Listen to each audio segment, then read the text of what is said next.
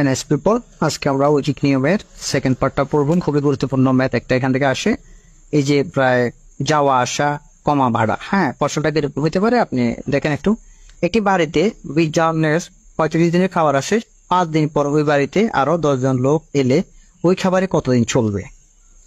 5 দিন পর ওই বাড়িতে আরো 10 জন লোক এলে, মানে আসা যাবার ভিতরে আসছে, এখন যায় নাই। এই ধরনের অঙ্কগুলো আজকে আমি টেকনিকে থেকে 2 সেকেন্ডে পারবেন আপনারা।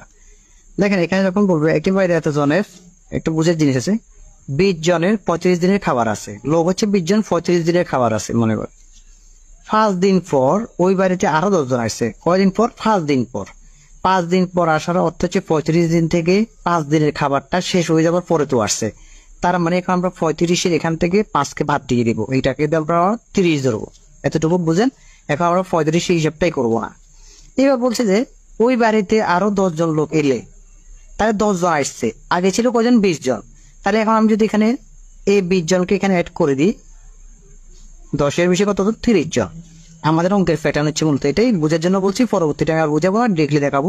তাহলে আমরা লিখতে পারি 20 জনের খাবার আছে 30 দিনের, ডিরেক্টলি লিখে ফেলবো। ঠিক আছে, 20 জনের খাবার আছে এখন 30 দিনের।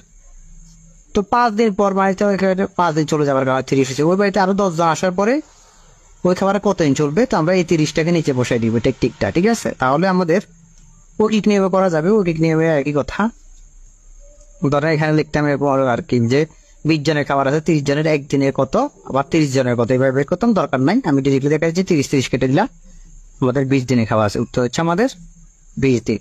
জাস্ট একই নিয়মে বাকিগুলো হবে। আর বলবেন না আপনাকে কোনো ছাত্রাবাসে 40 জনের 30 দিনের খাবার আছে, 40 জনের 30 দিনের খাবার আছে 5 দিন পর, 5 চলে গেছে, তাহলে এখানে 25 হয়ে যাবে। ঠিক আছে, এখন আমরা 30 হিসাব ধরবো না।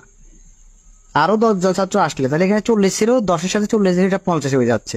জাস্ট আমরা প্যাটার্ন এটা, তাহলে 40 গুণ 25, নিচে হচ্ছে 50, 25 দিয়ে 50 কাটলে 2, 2 দিয়ে 40 কাটলে 20 সমান 20 দিন চলবে। উত্তর 20 দিন। আশা করি খুব সুন্দরভাবে আপনারা বুঝতেছেন। কয়দিন? 20 দিন বা 20 দিন আর কি। হ্যাঁ, একটি দুর্গে 500 জন লোকে 27 দিনের খাবার মজুদ আছে 3 দিন পর। এবার বলছি 3 দিন, তাহলে 3 দিনটা মাইনাস হয়ে যাচ্ছে, 27 থেকে 3 গেলে 24। আমরা এখন 27 ধরবো, 24 ধরবো। অতিরিক্ত 300 জন, এখন 300 জন লোক আসলে অতিরিক্ত 300 জন আসছে, আগে ছিল 500 জন, 5 আর 3 কত? 800, এখন হয়ে যাচ্ছে 800 জন। 800 জন লোকে আসলে, তাহলে আমরা এটা আগের মতো লিখবো 500 গুণ 24, নিচে হয়ে যাবে 800। তাহলে আমরা 200 না কেটে দিলাম, 8 দিয়ে কাটলে 3 8 24, তাহলে আমাদের থাকতেছে 5 গুণ 3 সমান 15 দিন। ঠিক আছে, আনসার 15 দিন। ও ছাত্রাবাসে 320 জন ছাত্রের 18 দিনের খাবার আছে 6 দিন পর। 6 চলে গেলে, 18 থেকে 6 গেলে কত? আমরা 12 দিন ধরবো এখন। 12 দিনের খাবার আছে। ছাত্রাবাসে আরো 160 জন ছাত্র আসলে, তাহলে 320-এর 160-এ আমাদের হচ্ছে 0 8 4, তাহলে আমাদের 448 জন হচ্ছে। তাহলে আমরা উপরে লিখবো 320 গুণ 12, নিচে লিখবো 480।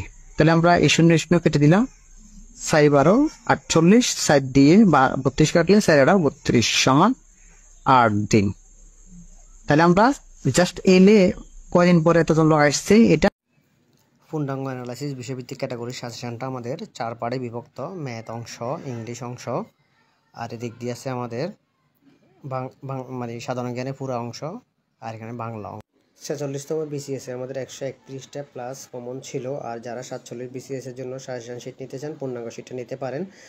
আমাদের প্রাইমারির তৃতীয় ধাপেও 65 কমন ছিল 75-এ, প্রাইমারি দ্বিতীয় ধাপেও 67 কমন ছিল 75-এ, প্রাইমারি প্রথম ধাপে 69 কমন ছিল 75-এ, রেলওয়ে বুকিং সহকারে 66 কমন ছিল 75-এ, বাংলাদেশ ডাক বিভাগে 65 কমন 70-এ, পরিবার পরিকল্পনা পরিদর্শিকা 65 কমন 70-এ, জুনিয়র ইনস্ট্রাক্টরে 65% প্লাস কমন ছিল, এলজিডি ইলেকট্রিশিয়ান পদে 99% প্লাস কমন ছিল, এলজিডি কাম কম্পিউটার মুদ্রা পরীক্ষায় 70 কমন ছিল।